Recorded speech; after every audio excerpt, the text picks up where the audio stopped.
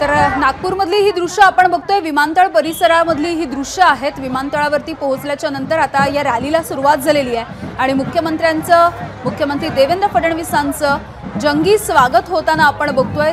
चौकामध्ये त्यांचं स्वागत करण्यासाठी नागपूरकर अत्यंत उत्साहाने त्या ठिकाणी वाट बघतायत खरं तर ते येण्यासाठी। आणि ही स्वागत रॅली आता सुरू झालेली आहे। वेगवेगळ्या चौकांमध्ये त्यांचं स्वागत केलं जाईल आणि त्यानंतर पुढे ते संबोधित सुद्धा करणार आहेत। एका छोटेखानी सभेचं सुद्धा आयोजन करण्यात आलंय। आपल्याला माहिती आहे आज संध्याकाळी 4 वाजता नागपूरमधल्या राज्यपाल भवनामध्ये आज शपथविधी होणार आहे। 39 मंत्री हे शपथ घेतील आणि त्यासाठी आता मुख्यमंत्री उपमुख्यमंत्री हे नागपूरमध्ये पोहोचलेले आहेत। सध्याची ही रॅलीची दृश्य आपण बघतोय।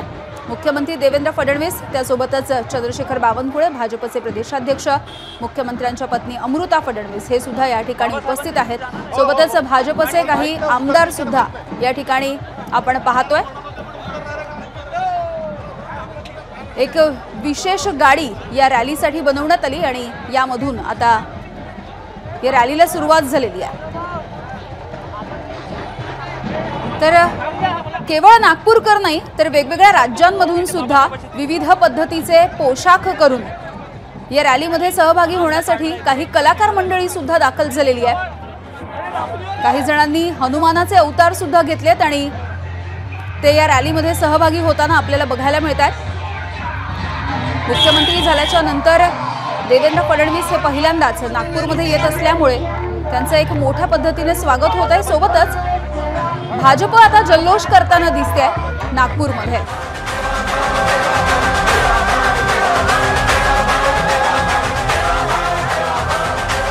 त्यामुळे भाजपकडून छत्रपती शिवाजी महाराज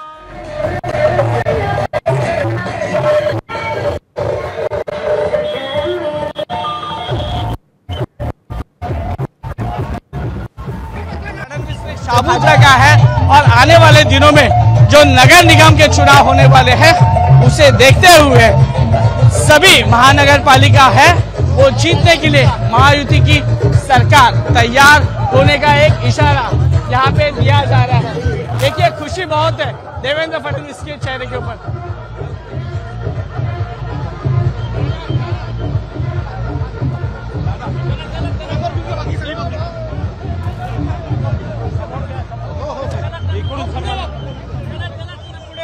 नागपूरमध्ये दाखल झाल्याच्या नंतर नागपूरमध्ये आल्याचा प्रचंड आनंद आहे, कारण नागपूर हा माझा परिवार आहे अशी प्रतिक्रिया देवेंद्र फडणवीसांनी दिली आहे।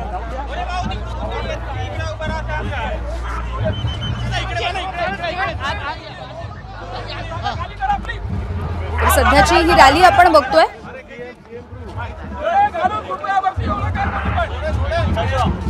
डॉक्टर बाबासाहेब आंबेडकरांच्या पुतळ्याला देवेंद्र फडणवीस हे अभिवादन करतील आणि त्यानंतर ही रॅली पुढच्या दिशेने मार्गस्थ होईल। सध्याची ही रॅलीची दृश्य आपण पाहतोय।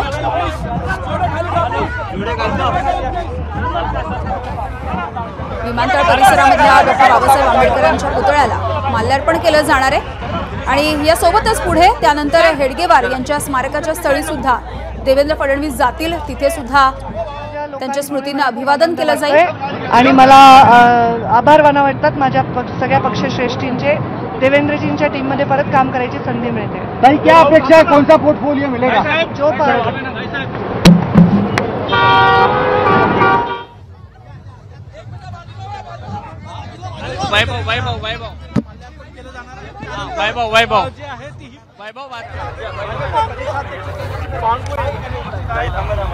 भाजपचे आमदार चरणजित ठाकूर, आशिष जयस्वाल यासह परिणय फुके यासह सगळे प्रमुख।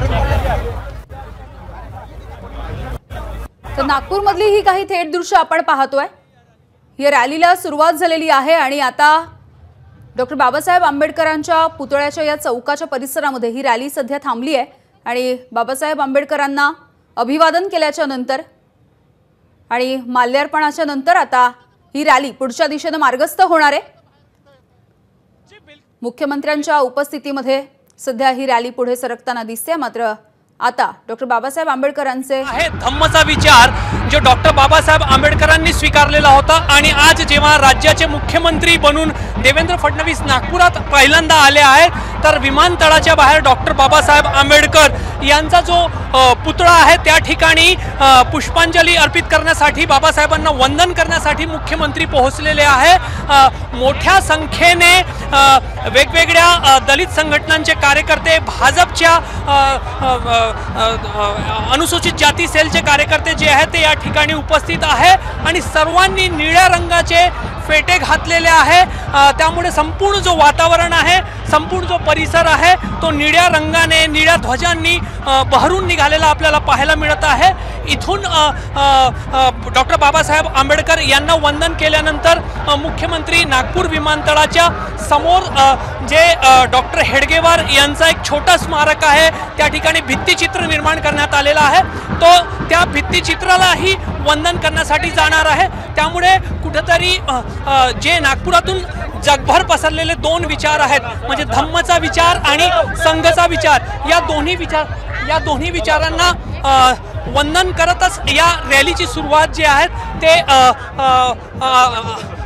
देवेंद्र फडणवीस करतात।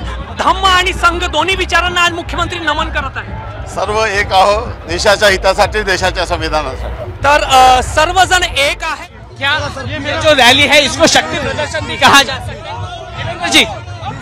देवेंद्र जी, ये परिवार में स्वागत हो रहा है। परिवार जिस प्रकार से संविधान को लेकर भाषा की गई थी, आज पूरे दलित समाज ने आपका स्वागत किया है। देखिए, हम संविधान को मानने वाले लोग हैं, बाबा साहब को मानने वाले लोग।